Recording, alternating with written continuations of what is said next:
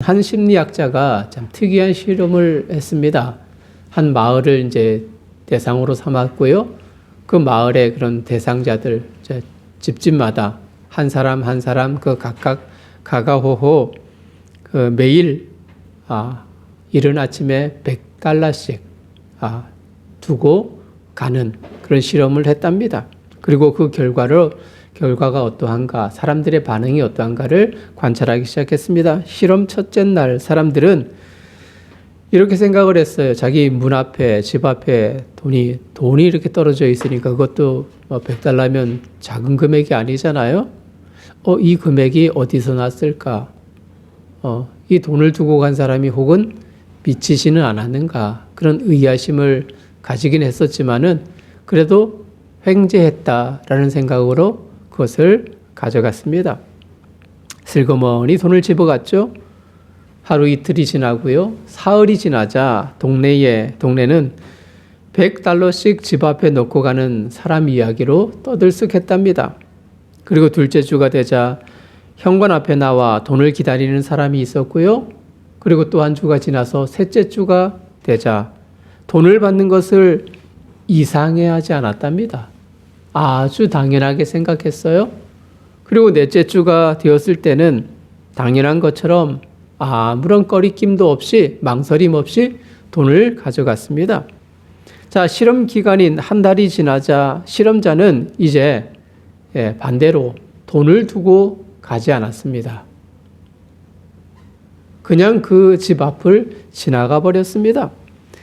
그러자 사람들의 반응이 놀랍게도 아주 불쾌하기 시작했답니다. 왜 오늘은 돈을 두고 가지 않았나? 이렇게 사람들이 그 마음속에 있는 불평을 이렇게 일삼고요. 또 투덜거리는 사람들이 생겨나기 시작했습니다.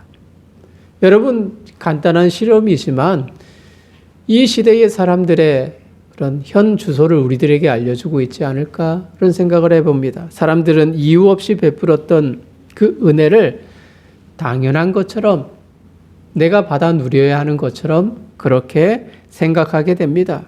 고마워하기는커녕 오히려 주지 않는 것에 대해서 서운해하고요, 불쾌해합니다. 아무런 한 일이 없이 그저 받기만 했는데 감사할 줄 모르는 사람들의 그 모습들을 대변해주고 있다고 여길 수 있겠죠. 마을 사람들의 모습 속에 혹여나 저와 여러분들이 이런 사람은 아닌가, 이런 위치에 있지는 않는가, 우리는 고민해 보아야 합니다. 하나님으로부터 많은 은혜를 입었지만 그 은혜를 저버린 채에 또 그 은혜가 당연한 것처럼 여기면서 불평하거나 또 투덜거리면서 살아가는 우리의 인생은 아닌가, 우리는 고민해 보아야 하고요, 생각해 보아야 합니다. 우리는 오늘 말씀을 통해서 하나님이 주시는 선물이 무엇인가를 발견할 수 있습니다. 그것이 무엇일까요? 하나님이 주시는 선물 두 가지로 정리를 합니다. 자, 첫 번째, 하나님이 베풀어 주시는 첫 번째 선물은 은혜입니다. 은혜라는 단어를 여러분 기억하셔요. 하나님이 주시는 첫 번째 선물은 은혜다. 천사 가브리엘은 하나님의 파송을 받아 이 땅에 왔습니다. 천사의 모습으로. 천사라는 의미는요, 그 뜻은 메신저라는 것은 어떤 한 사람의 그 뜻을 대신 전달해 주는 사람이라는 의미겠죠. 집배원, 우편 배달부, 그 의미로 여러분 생각을 하면 쉽겠습니다. 그 사람처럼 천사는 하나님의 의지를 당신의 백성들에게 알리는 역할을 했습니다. 지금 전달자의 역할을 가브리엘은 감당하고 있죠. 하나님의 명령을 받고 갈릴리 나사렛 동네에 거주하고 있는 요셉과 마리아를 찾아왔습니다. 이어 가브리엘과 마리아 그 두 대상자의 대화 장면이 저와 여러분들이 읽은 오늘 본문의 내용입니다. 천사와 마리아의 대화 가운데에 우리가 주목해야 할 단어가 있어요. 말씀을 드렸듯이 하나는요, 은혜라는 단어를 여러분 기억하라고 했었죠. 또 다른 하나는 능력입니다. 은혜와 능력. 하나는 은혜라는 이 단어의 의미는 배려, 배려라는 측면이 좀 더 강하게 부각되고 있고요. 또 다른 하나, 능력이라는 의미는 구원을 위한 하나님의 전적인 힘, 파워라는 의미가 속해 있습니다. 여러분, 가브리엘이 말하는 음성을 여러분 보셔요. 28절 말씀을 보면 은혜를 받은 자여 평안할지어다. 은혜라는 단어를 사용하고 있고요. 30절에서도 두려워 떨고 있는 마리아를 향해서 마리아여 두려워하지 말라, 무서워하지 말라. 내가 하나님께 무엇을 입었다? 은혜를 입었다. 이렇게 말합니다. 여러분, 건전한 지성과 이성을 가지고 있는 사람이라면 지금 이야기하는 천사의 말을 도통 이해할 수가 없습니다. 어쩌면 인격을 모독한 것과 똑같아요. 인격을 훼손한 언사임에 틀림이 없습니다. 여러분, 요즘이 얼마나 사람의 인격을 존중하는 시대인지 여러분 알고 계시죠? 사람과의 대화 속에서도 내 인격에 조금 손상을 입었다 싶으면 경찰에 고소할 수 있습니다. 다른 사람들을 대신하여서 고발할 수도 있습니다. 그것이 문제가 불거져서요, 재판까지 갑니다. 그러면 거의 명예훼손죄라는 죄명으로 벌금형을 선고받는 것이 지금 시대의 분위기입니다. 그래서 우리의 말과 우리의 행동들을 굉장히 조심하는 시대를 살아야 하죠. 당시에도 마찬가지죠. 한 사람의 인격이라는 것은 매우 소중한 것임에 틀림이 없어요. 여러분이 이런 속담을 아실 거예요. 말 한마디에 천냥빚을 갚는다. 초등학교 저학년이라면 의뢰이 이 속담이 뜻하고 있는 바가 무엇인가를 쉽게 이해할 수 있습니다. 내뱉는 한마디가 얼마나 중요한가를 대변하고 있는 것이죠. 요즘 이런 속담을 잊은 듯 여러 가지 많은 험담과 더불어서 사람의 인격을 비하하는 그런 여러 가지 댓글들, 그런 상황들이 많이 속출되고 있음을 여러분 볼 수 있는 거죠. 특별히 연예인들에 대한 그런 것들이 많은 구설수에 오르내리곤 합니다. 명예는 소중한 것입니다. 인격과 품위와 주의를 지켜주는 것이기 때문이에요. 비록 마리아가 여자이지만 당시 여인들의 인격이 유린당하는 그런 시대이긴 하지만 그래도 그녀 한 사람이라는 것은 하나님의 인격을 닮은 존재입니다. 이렇게 생각할 수 있을 거예요. 나는 너무나도 참 낮은 삶을 살아가는 존재야. 그렇게 생각할 수도 있지만은요, 하나님은 여러분을, 저를, 한 개인을 당신의 형상을 닮은 존재로 매우 소중하게 생각합니다. 여러분, 물론 여자이기에, 마리아가 여자이기에 좀 인격적인 대우를 받지 못하는 삶을 살았던 것은 사실입니다. 율법에도 결혼하지 않는 여자가 혹여나 임신하거나 남자를 알게 되면 돌을 던져 처형해도 즉각 심판해도 아무런 문제가 되지 않는 그 시대였던 거예요. 여러분, 가브리엘이 말하는 것은 율법에 따르면 사형을 당해도 마땅한 것입니다. 그죠? 마리아여 은혜를 입었느니라. 그렇게 이야기를 하고 뒤에 이야기하는 내용들을 보면 차마 듣지 않아야 할 소리를 지금 듣고 있는 거거든요. 그죠? 임신하였느니라. 잉태하였느니라. 이것이 여자, 결혼하지 않는, 물론 청혼하고 결혼하기로 약속한 그런 약혼의 그런 상황이지만 그 여인에게는, 마리아에게는 아주 치명적인, 죽어도 마땅한 그런 상황임에 틀림이 없기 때문입니다. 분명 저주이고요, 망령된 말이고요, 명예를 훼손한 것입니다. 여러분, 은혜라는 그 의미는 고맙게 생각하게 만드는 상대방의 호의, 그것이 은혜잖아요. 구약에서는 불변의 사랑 혹은 인자함, 자비, 이런 변형할 수 있습니다. 높은 사람이 낮은 사람에게 베푸는 과분한 호의를 말하는 겁니다. 여러분, 이스라엘은 특별한 민족이어서 구별된 하나님의 백성들이죠. 하나님의 일방적인 선택과 배려로서 그들은 땅을 허락받았고 그 속에서 하나님의 다스림을 받는 삶을 살아가야만 했습니다. 그러나 그들의 불순종으로 인하여서 나라가 빼앗기는 처참한 아픔을 당할 수밖에 없었던 거예요. 그런 그들을 하나님 또 배려하여서 다시금 나라를 회복하고 살아갈 수 있는 자유와 은혜를 허락해 주시는 하나님의 사랑이, 하나님의 은혜가 여전했거든요.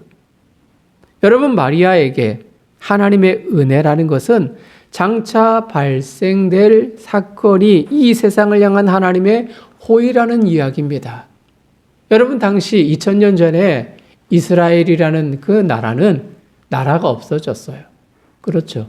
로마에 의해서 속박받는, 그런 핍박받고 자유라는 그 단어를 사용할 수 없는 그런 상황 속에 놓여져 있는 사람입니다. 현실입니다. 그래서 그들은 그들 마음속에 그 내면에 신앙적으로 가장 간절히 바라는 대망이 있었던 거예요. 그것이 메시아 사상이죠.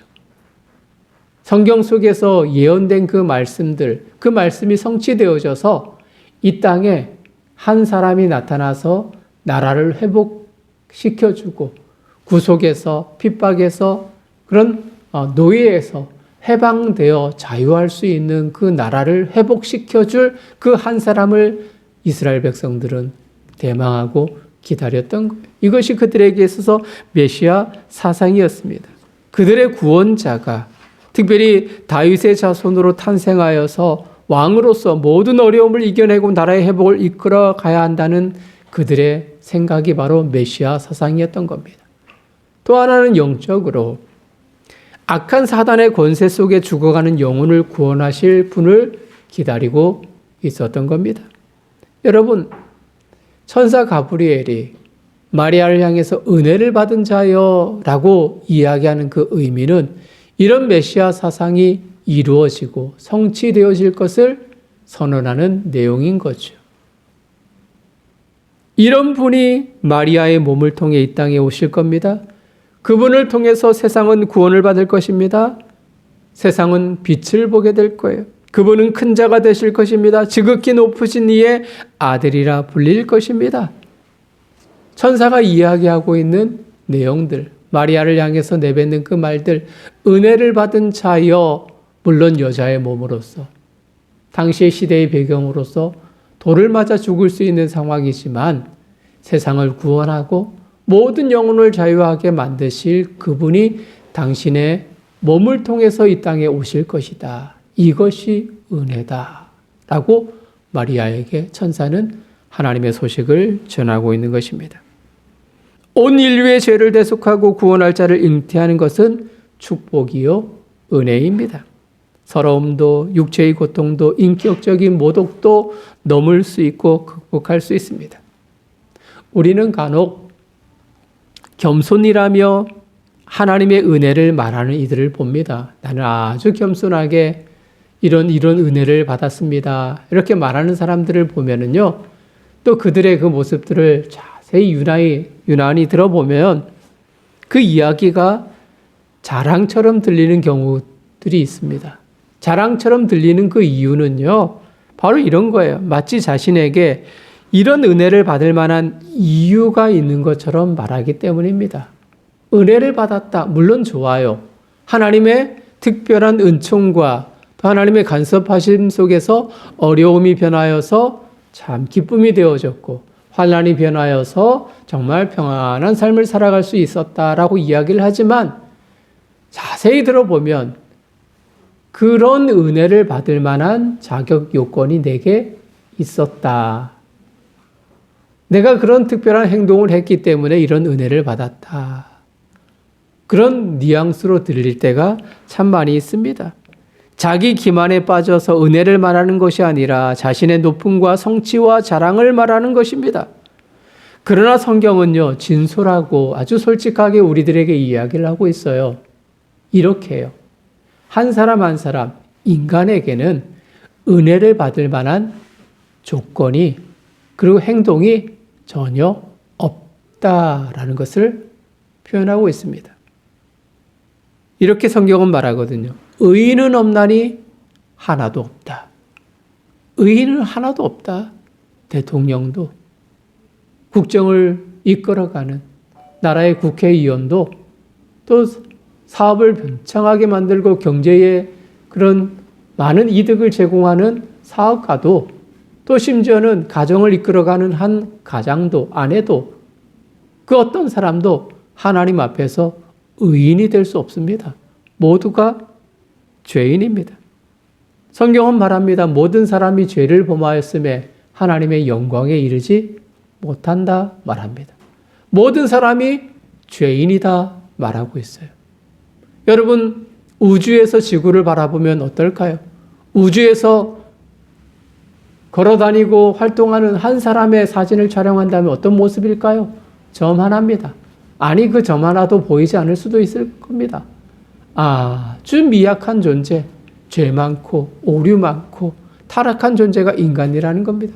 우리가 아무리 그런 간증하고 많은 것을 이야기한다 할지라도 그것이 전혀 하나도 내 공로가 될 수 없어요. 내게 그 은혜를 받을 만한 자격 조건이 하나도 없단 말입니다. 그 은혜를 주실 분은 오직 하나님 한 분 외에 없습니다. 그분의 다스림 속에 있을 뿐입니다. 받을 만한 것이라면 은혜라고 할 수 없습니다만 가능성이 없고 전혀 기대할 수 없는데 주어진다면 이루 말할 수 없는 기쁨이 될 수밖에 없는 거죠. 생일을 잊어버렸습니다. 참 가족들의 그런 생계를 이끌어가야 하는 가장의 무게가 참 최근에는 좀 많이 힘든 그런 시대를 걷고 있잖아요. 그죠?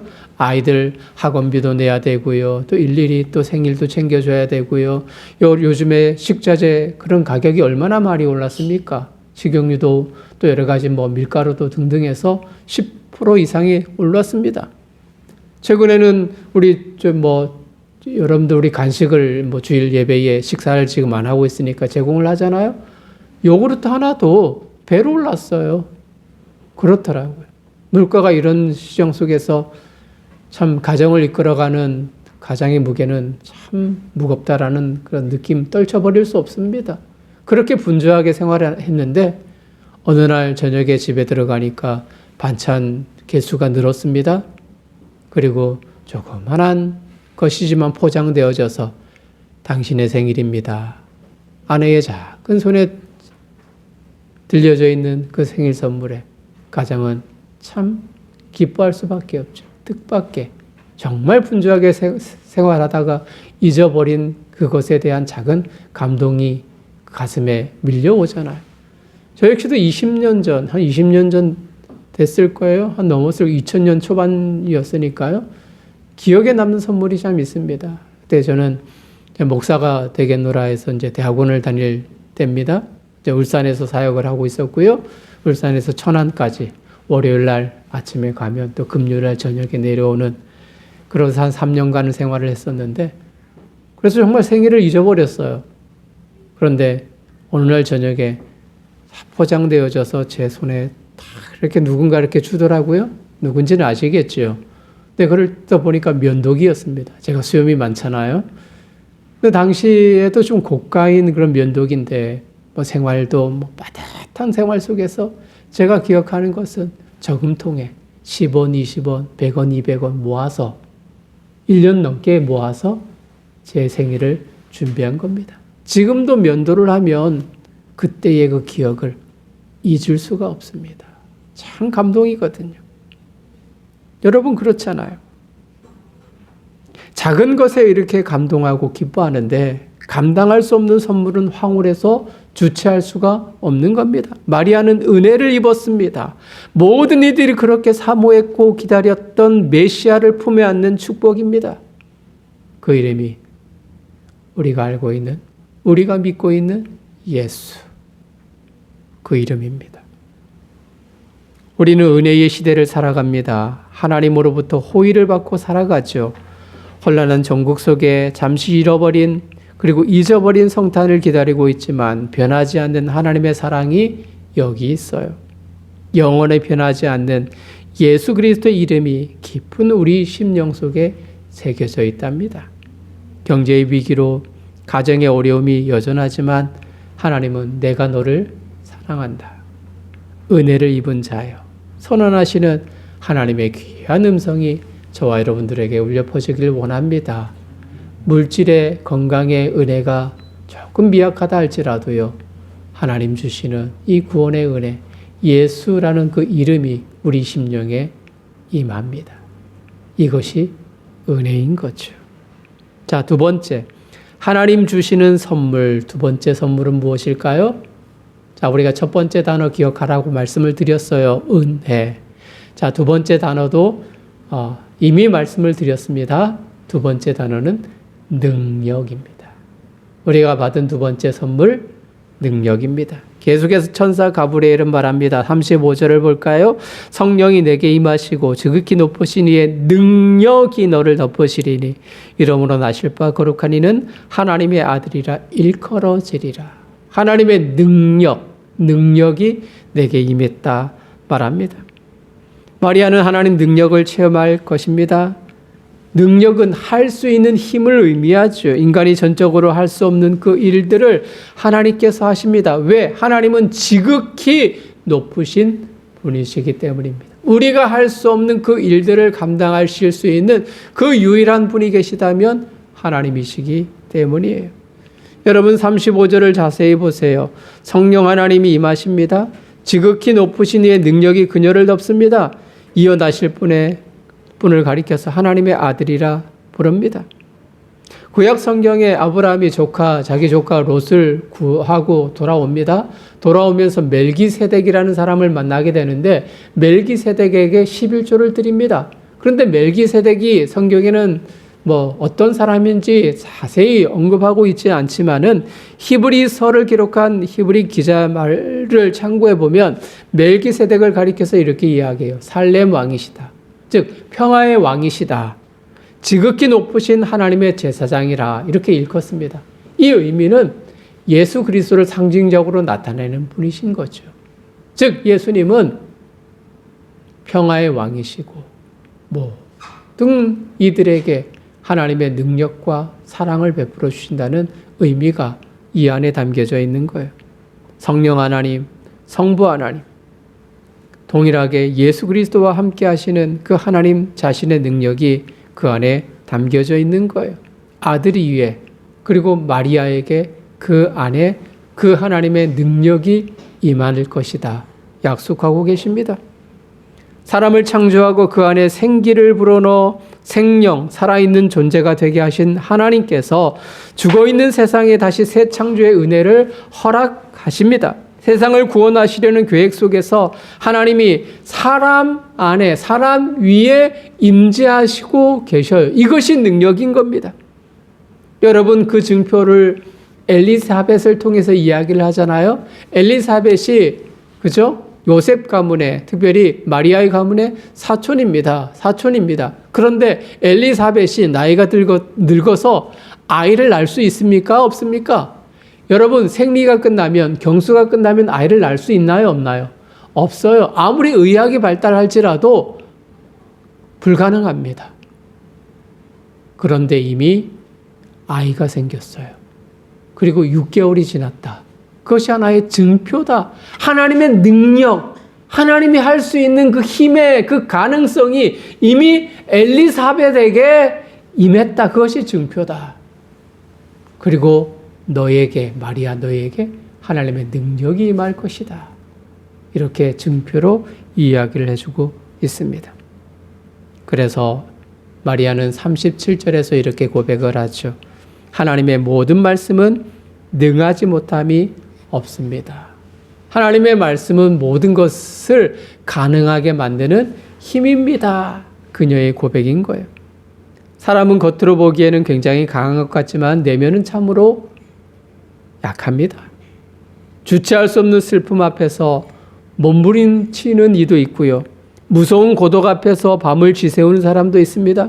심각한 질병 앞에서 하얗게 질려버리는 사람들도 간혹 봅니다. 피할 수 없는 죽음 앞에서 지푸라기라도 잡고 싶은 그 심정으로 전락해버리는 그것이 바로 인간입니다. 인간이란 너무나도 가엾을 정도로 나약한 존재임에 틀림이 없어요. 그런데 하나님의 임재를 충만히 느끼고 경험하면 그 모든 것을 이길 수 없습니다. 반대로 하나님의 능력을 체험하지 못하면 인간은 그렇게 나약한 존재로 사라질 뿐이라는 겁니다. 그래서 이사야 41장 14절에서 야곱을 가리켜서 이 야곱은 실제 인물 야곱이기도 하고요. 이스라엘 백성들을 대표하는 단어이기도 하고요. 또 이 시대를 살아가는 모든 신앙인들을 향한 상징적인 의미가 야곱이라는 이름 속에 담겨져 있어요. 그를 가리켜서 이사야 41장은 말합니다. 버러지 같은 야곱아. 버러지 같은 야곱아. 이스라엘 백성들, 지금 이 시대를 살고 있는 모든 이들을 향하여서 버러지 같은 야곱아 이렇게 말합니다. 하나님을 신뢰할 줄 모르고 신앙의 회의를 느끼며 하나님을 버린 이스라엘을 향한, 그리고 이 시대의 모든 신앙인들을 향한 하나님의 말씀입니다. 참 하나님을 바라보지 못해 보이는 것에 두려워하고 마음 졸이는 인간을 바라보면서 흐느끼는 주님의 음성인 거죠. 하나님의 능력을 의지하지 못하고 내 힘과 내 지식과 내 경험을 자랑하고 있는 이 시대에 무지하고 무능력한 자들을 향한 하나님의 음성인 거죠. 하지만 하나님은 다시 그들을 향해 외쳤어요. 이사야 43장 1절에 너는 두려워하지 말라. 4절에 내가 내 눈에 보배롭고 존귀하며 내가 너를 사랑하였다. 함께하여 주겠다 약속해 주셨습니다.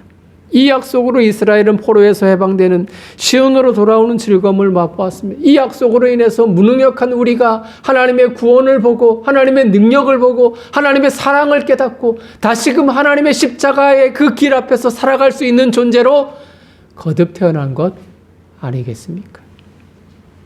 하나님의 임재를 경험한 이들은 나 자신이 사랑받는 존재임을 인식합니다.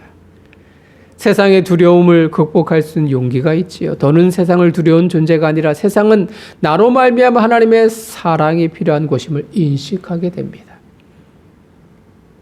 마리아는 경험했어요. 감당할 수 없는 극한 외로움과 고통 속에 흐느껴오는 그녀에게 능력으로 함께 하시겠다고 말씀하시는 하나님의 위로를 발견합니다. 삼위 하나님 임재가 그녀의 모든 외적, 내적으로 겪는 그 아픔과 수치심을 다 감싸 안아 주시기에 충만한 하나님의 능력을 그녀는 체험했던 겁니다. 그래서 38절에 주의 여종이오니 말씀대로 내게 이루어지이다. 주의 여종이오니 말씀대로 다 이루어지기를 소망합니다. 하나님의 능력이라면 외형적으로 당하는 고통을 이겨낼 수 있습니다. 내면의 두려움을 떨쳐낼 수 있습니다. 그러하게 하나님의 말씀만이 내 안에 이루어져서 하나님의 능력이 내 안에 이루어져서 모든 것을 감당할 수 있는 하나님의 백성, 하나님의 자녀가 될 수 있는 하나님의 사람입니다. 이런 고백입니다.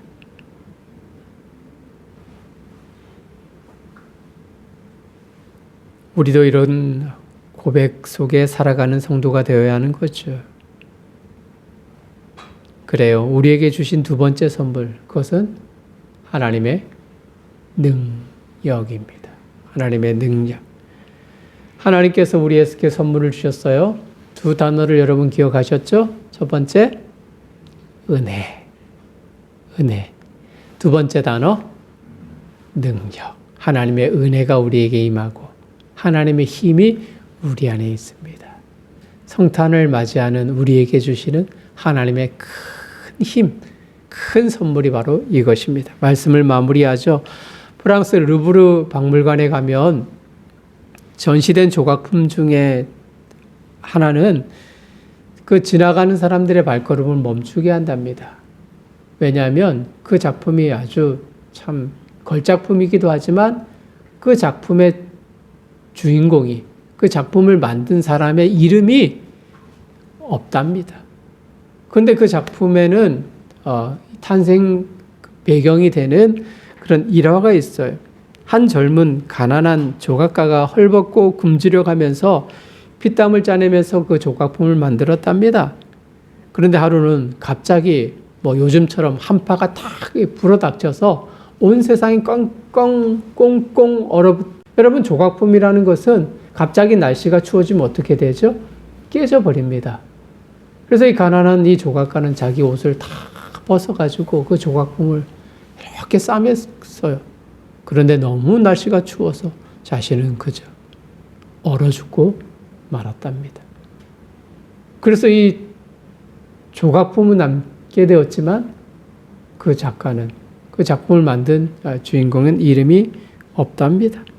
자기의 노력을 최대로 기울여 만들었기에 자기 목숨보다 더 소중히 여겨 그렇게 남겼던 거죠. 여러분, 하나님 창조물 중에 인간, 사람, 저와 여러분들이 최고의 걸작품임을 여러분 의심하지 말아요. 하나님은 인간이 죄를 범하고 타락해도 버릴 수가 없어서 하나님의 독생자를 이 땅에 보내셨습니다. 그리고 구원하셨습니다. 하나님 당신이 만드신 인간이기 때문에, 사람이기 때문입니다. 구원 계획을 이루기 위해 사람의 모습으로 이 땅에 임하실 때 동정녀 마리아의 몸을 선택하셨습니다. 죄인으로 거룩함을 품을 수 없음에도 아기 예수를 잉태하는 은혜를 힘입었어요. 여러분, 금으로 만든 귀걸이 하나가 또 새로 산 그 옷이 사람을 아주 다르게 볼 수 있도록 그렇게 만들잖아요. 그죠? 다른 사람처럼 보이게 합니다. 심지어는 이발을 해도 펌을 해도 사람이 달라 보입니다. 그런데 하물며 하늘의 하나님을 경험한다는 것은 이루 말할 수 없는 기쁨임에 틀림이 없습니다. 삼위 하나님의 충만한 은혜를 체험했습니다. 그리고 하나님의 능력이 임했습니다. 성탄의 기쁨이 여기 있는 거예요. 바로 예수님 때문에 내가 어디로 가든지 함께 하겠다 약속하신 하나님의 임재 때문입니다. 매번 성탄을 맞이하지만 절기지만 구원해 주시는, 우리에게 귀한 선물을 허락해 주시는 하나님의 은혜와 하나님의 능력을 우리는 잊어서는 안 되는 겁니다.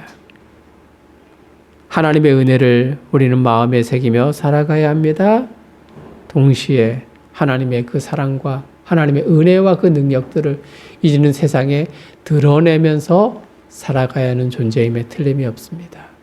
사랑하는 성도님들, 우리는 하나님의 은혜를 입었습니다.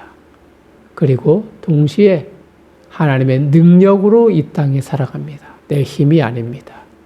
내 의지가 아닙니다. 이 사실을 기억하면서 성탄에 큰 선물을 주시는 하나님께 감사하고 또 감격하며 성탄을 맞이하는 늘사랑의 모든 식구들, 귀한 성도님들 되시기를 주님의 이름으로 축복합니다.